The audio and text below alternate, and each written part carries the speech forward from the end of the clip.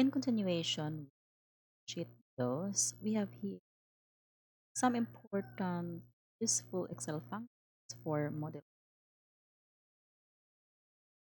And the two very useful functions are sum and sum product. The sum,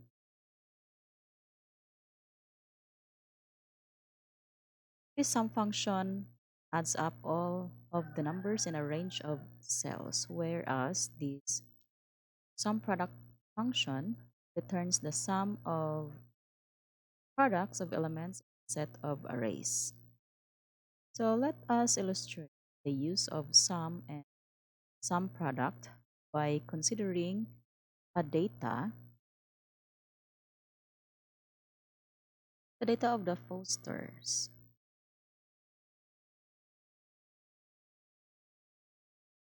This problem involves the transportation of the product from 3 plants to 4 distribution centers. Foster generators operate plants in Cleveland, Ohio, Bedford, Bedford, Indiana, and New York, Pennsylvania. Production capacities for the 3 plants over the next 3-month planning period are known.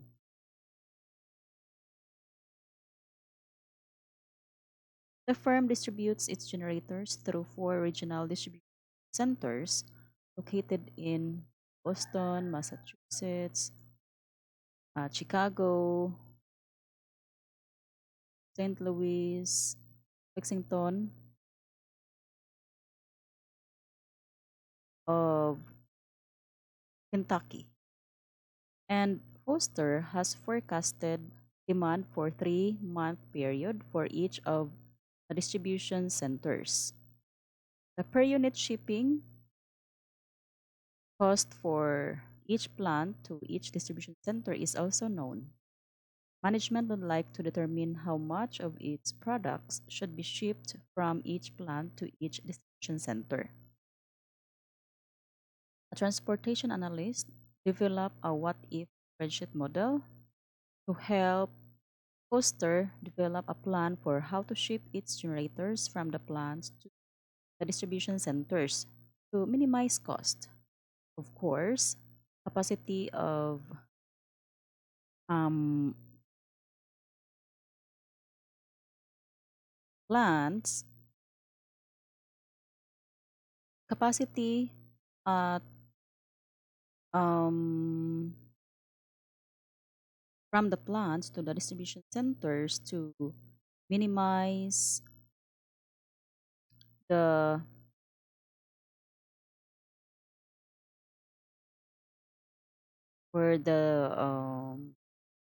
cost must not be exceeded and forecasted demand must not be satisfied at each of the 4 distribution centers. And this is also shown in this data. And the model is in rows 11 up to 20, where the parameters section is from row 2 up to row 10. Okay, so from cells B5 up to E7. So this contains the per unit shipping cost from each origin to each destination. For example, it costs $2 to ship um, one generator from Bedford to St. Louis.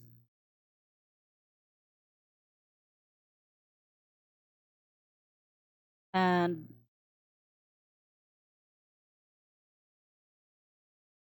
from New York to Boston is $2. The plant capacities are given in cells F5 to F7, and the distribution center demands appear in cells E8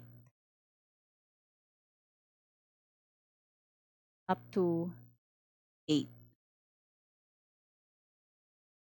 The model, which is shown in row 11 to 20,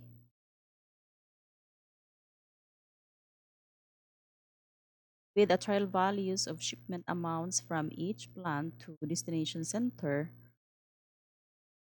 appear in the shaded cells from E17 up to E19. The total cost of shipping for this proposed plan is calculated in E13, which uses the sum product of the shipping cost per unit and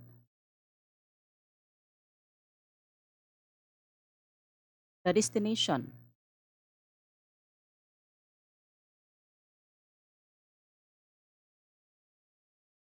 Now, um,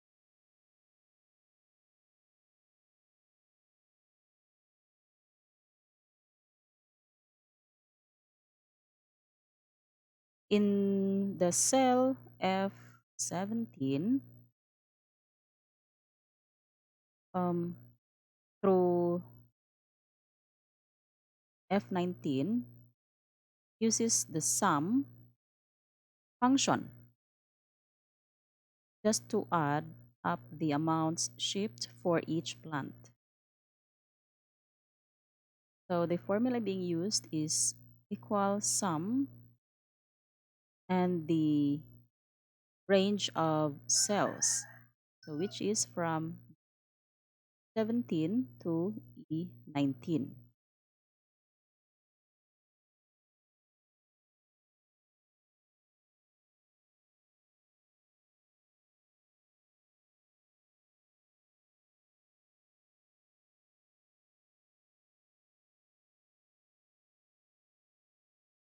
Now another important function is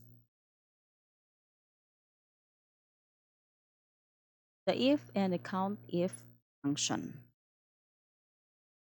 Now we will be using another file for illustrating the if and COUNTIF function, where this Gambrill manufacturing produces car stereos. And stereos are composed of a variety of components that the company must carry in inventory to keep production running smoothly. However, because inventory can be a costly investment, Gambrill generally likes to keep its components inventory to a minimum. To help monitor and control its inventory, Gambrill uses an inventory policy known as an order up to policy. So the order up to policy states that whenever the inventory on hand drops below a certain level, enough units are ordered to return the inventory to that predetermined level. If the current number of units in inventory, denoted by H, drops below M units, enough inventory is ordered to get the level back up to M units, and M is called the order up to point. Now for the if function, of course, we have start with an equal sign and the function if. Inside the parentheses, we have the three arguments. The first argument is the condition. If the condition is true, the second argument will be evaluated or will be executed. Otherwise, that is, if the condition is false, the third parameter will be displayed. And the COUNTIF function has two arguments. The first argument is the range of cells, and the second parameter or second argument is the condition. That is like look for the range of cells or look for or count the number of components having a positive order quantity for our illustration. Okay, so remember using the Gambrel manufacturing, which produces car stereos, has the order up to policy. That is, whenever the inventory on hand drops below a certain level, enough units are ordered to return the inventory so that, to that predetermined level. And that is, in this Gambrel manufacturing, we have set the minimum order size for discount. That if the order is greater than 50, they can have a discount of 90%. But if it's not um, greater than or equal to 50, they don't have the discount but apply the cost per unit of $4.5. So that is why the formula for the cost of goods, which is set at row 17 for the cost of goods. Okay? And that is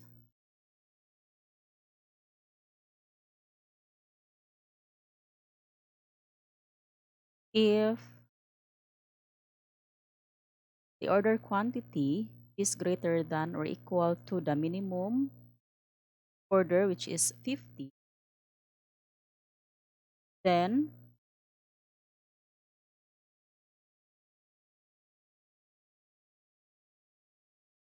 the cost per unit will be discounted to 90%. Otherwise, no discount, that is only 4.5 for the cost per unit.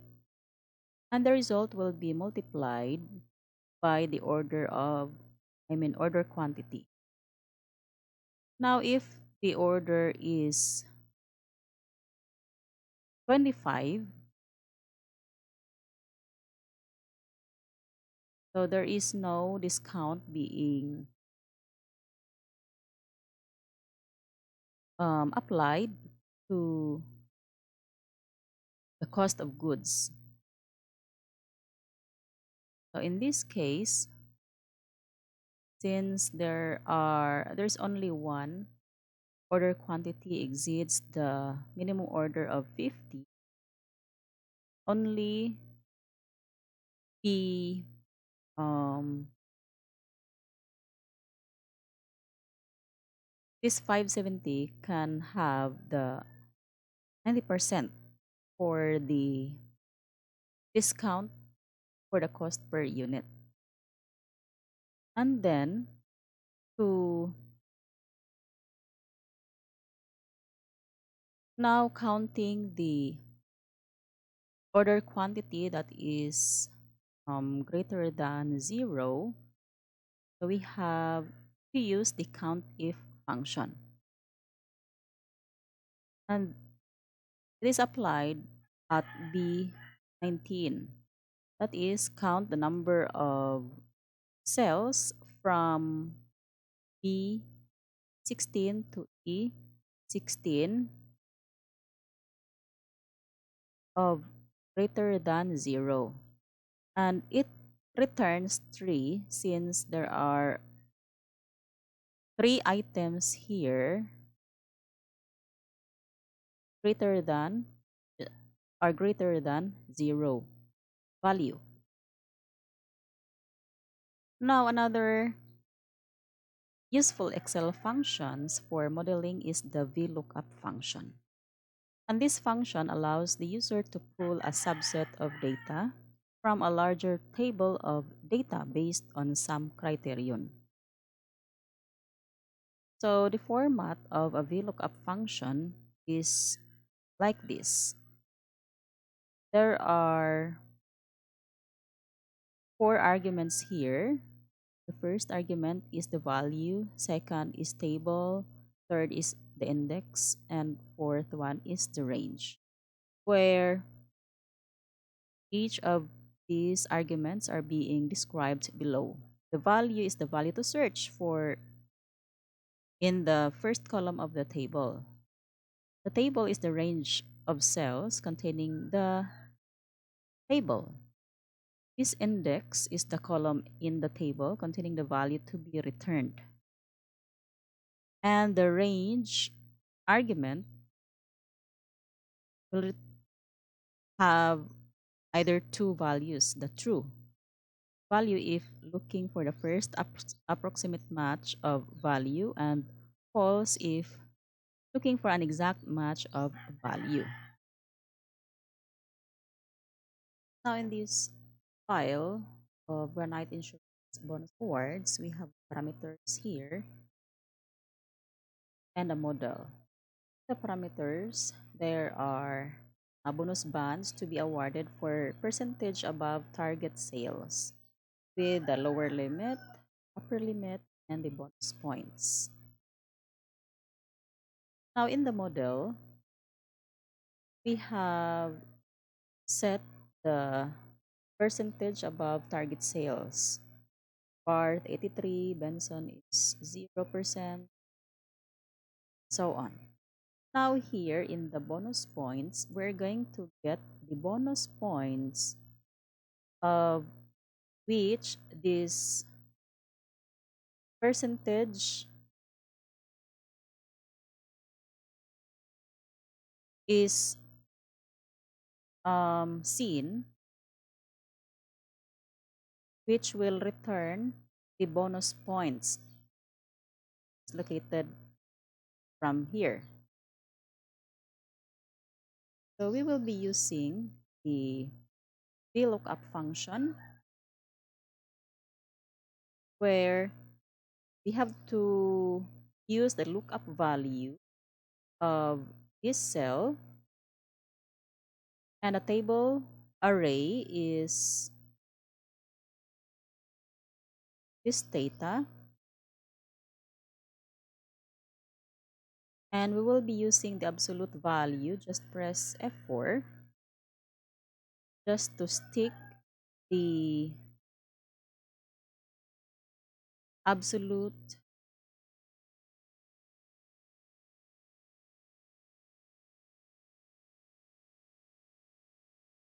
absolute reference, since we are just going to copy this formula to the other adjacent cells.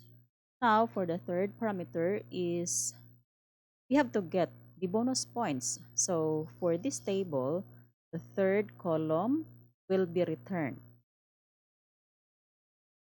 So we have 3 as the third argument. And for the fourth argument, it's either true or false.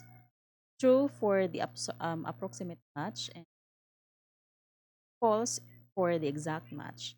We have to choose true since the we have to choose the lower limit. That is the higher percentage that is set.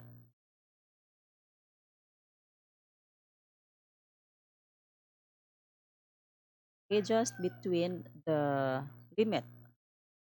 Okay, since we have to get the bonus points with the range of this limit, then press enter. In which for the 83%, in which it falls on this table, it has a bonus points of 25. Then since we're going to, we have already the formula in this cell, we can use the fill handle to fill in the formula to the other adjacent cells. Now try to evaluate.